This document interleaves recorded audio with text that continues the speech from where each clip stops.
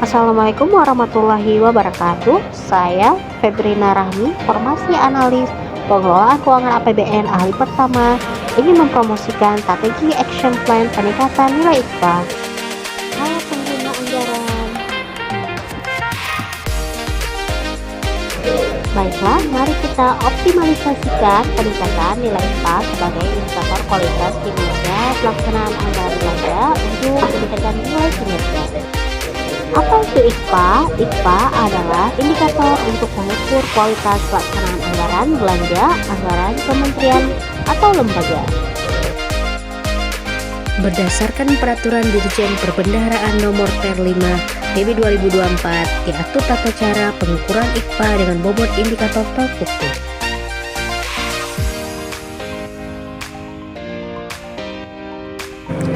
Terdapat 3 aspek penilaian kinerja. Yang pertama, kualitas perencanaan anggaran. Yang kedua, kualitas pelaksanaan anggaran. Yang ketiga, hasil pelaksanaan anggaran berdasarkan 8 indikator penilaian kinerja pelaksanaan anggaran. 1. Divisi DIPA. 2. Deviasi halaman 3 DIPA. 3. Penyerapan anggaran belanja kontraktual, penyelesaian tagihan, pengelolaan UP dan TUP dispensasi SPM, dan capaian output.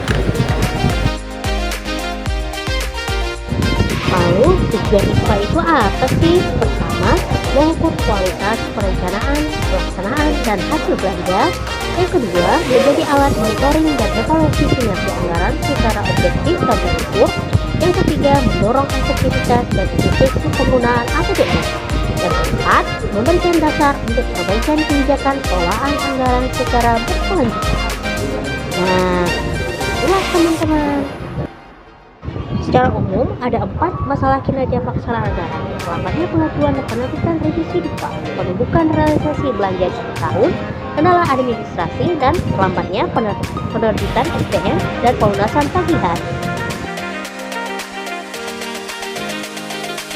Berdasarkan Peraturan Dirjen Perbendaharaan Nomor 1/2024, ada 4 kategori nilai IPA, yakni baik, cukup, dan kurang.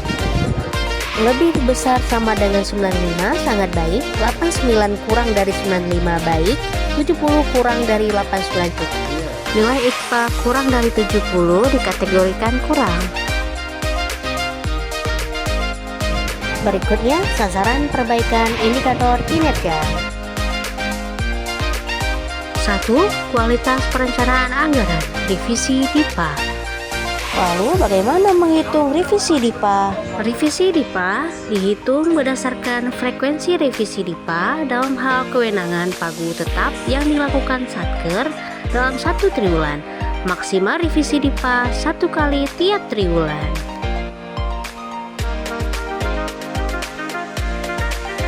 Adapun langkah-langkah optimalisasi nilai indikator revisi DIPA sebagai berikut.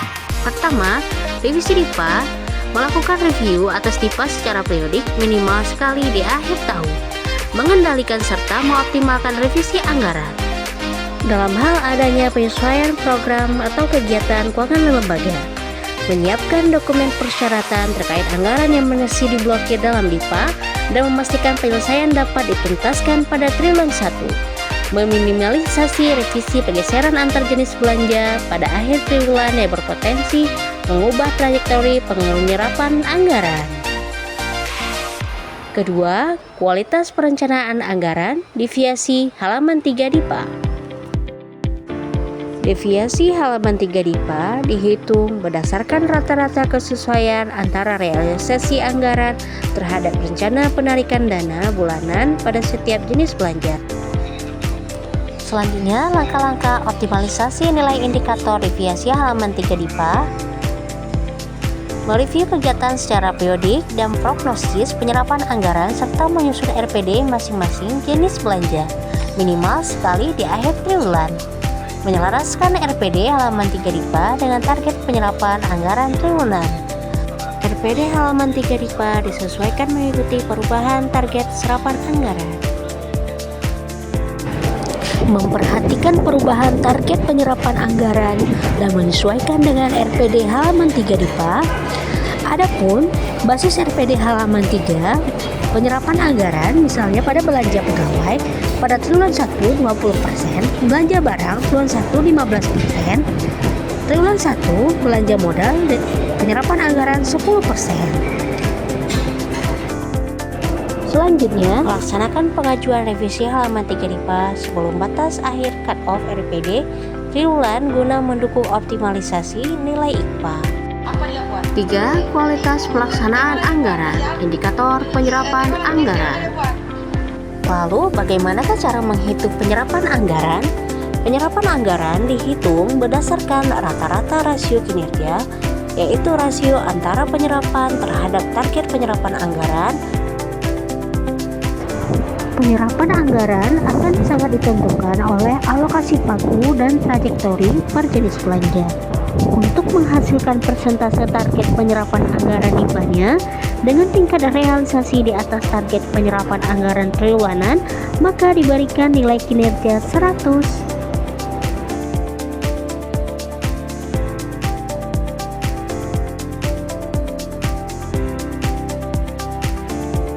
Yuk kita simak bagaimana langkah-langkah optimalisasi nilai indikator deviasi halaman 3 DIPA.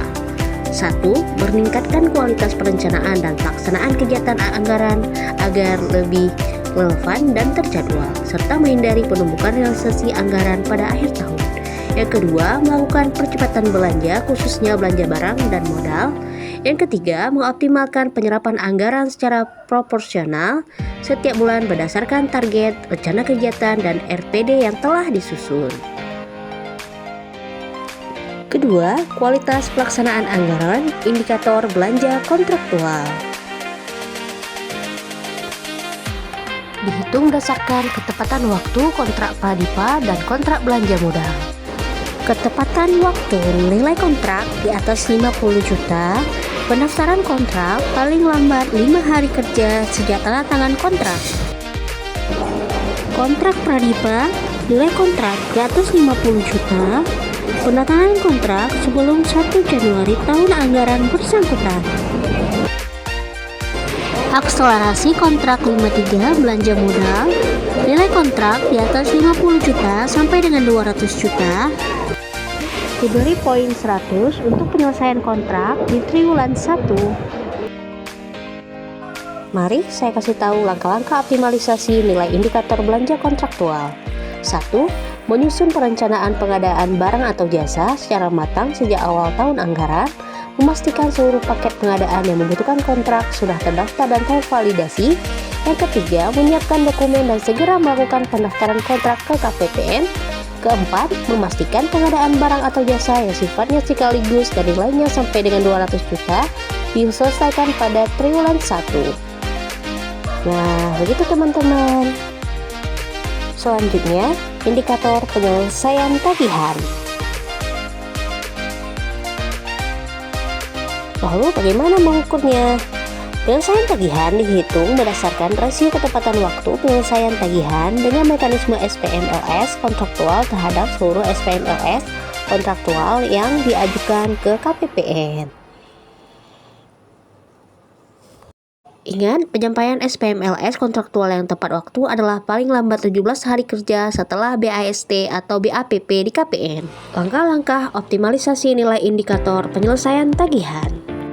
Segera menuntaskan pembayaran atas pekerjaan yang telah selesai dan menghindari keterlambatan dalam proses penyelesaian tagihan.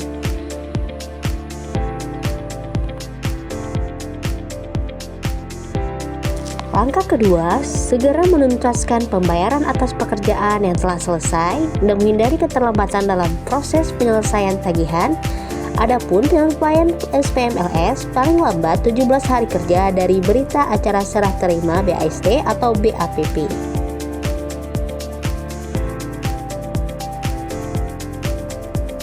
Tiga, lebih teliti, lengkap, dan akurat dalam penyelesaian uraian tanggal dan nomor BAST pada SPM.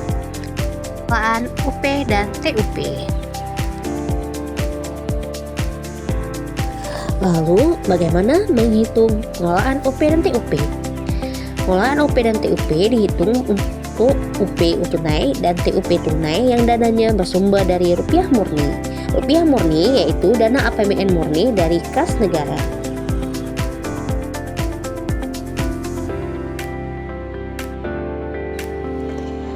Dihitung berdasarkan proporsi nilai di komponen ketepatan waktu 50%, persentase GUP 25%, setoran TUP bobot 25% dengan total 100%.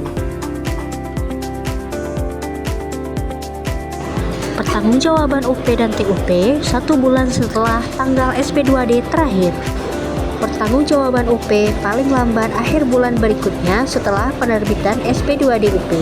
Pertanggungjawaban TUP paling lambat 10 hari kerja setelah tanggal SP2D TUP atau setelah kegiatan selesai. Selanjutnya, langkah-langkah optimalisasi nilai indikator pengelolaan UP dan TUP. 1. Mengajukan UP tunai sesuai kebutuhan bulanan. 2. Mempercepat revolving UP minimal 100% dalam sebulan. 3. Menyusun rencana penggunaan dan pengeluaran secara efektif. 4. Menyetor sisa UP dan TUP sebelum tahun anggaran berakhir. 5. Memonitor status penggunaan UP dan TUP pada aplikasi OMSPAN. 6. Melakukan konsolidasi atas penggunaan UP di masing-masing BPP. Kualitas pelaksanaan anggaran indikator dispensasi SPM. Dihitung berdasarkan rasio jumlah SPM yang diterbitkan dengan dispensasi total SPM di triwulan 4. Jumlah SPM yang disampaikan ke KPPN dan telah diterbitkan SP2D-nya pada triwulan 4. Langkah-langkah optimalisasi nilai indikator dispensasi SPM. 1. Memantau progres penyelesaian kegiatan sesuai rencana. Menghitung prognosis belanja untuk menghindari penumpukan pencairan anggaran pada akhir tahun. Lalu, menetapkan mitigasi risiko penyelesaian dan pembayaran menjelang akhir tahun anggaran.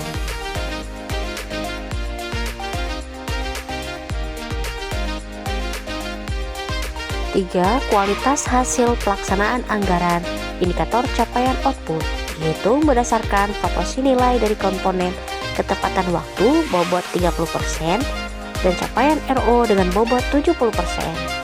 Ketepatan waktu bobot 30%, pengiriman data 5 hari kerja pada bulan berikutnya. Capaian rincian output RO bobot 70%, nilai kinerja RO berdasarkan realisasi RO dibagi dengan target RO. Diberi poin 100 jika tepat waktu.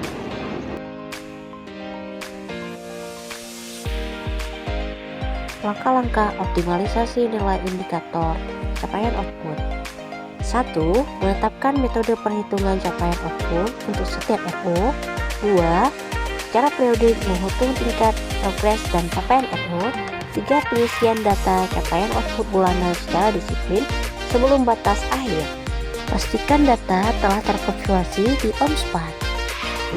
Quick Assessment nilai IPA Kanrek 13 Banda Aceh. Revisi DIPA nilai sempurna 100% konsisten di periode Mei dan Juni tepat waktu. Definisi halaman 3 88,32 ada perbaikan, Juni tidak ada perbaikan 1,94. Penyerapan anggaran Mei dan Juni menurun komponen dengan capaian terendah yaitu Mei 75,13 dan Juni 71,16. Pengelolaan UP dan TUP berdasarkan laporan indikator pelaksanaan anggaran periode Mei sampai Juni 2025 menunjukkan tren meningkat signifikan. Artinya, pertanggungjawaban tepat dan lebih tertib. Adapun indikator capaian output konsisten 100% di periode Mei dan Juni diinterpretasikan sebagai target kegiatan tercapai sesuai indikator. Terima kasih.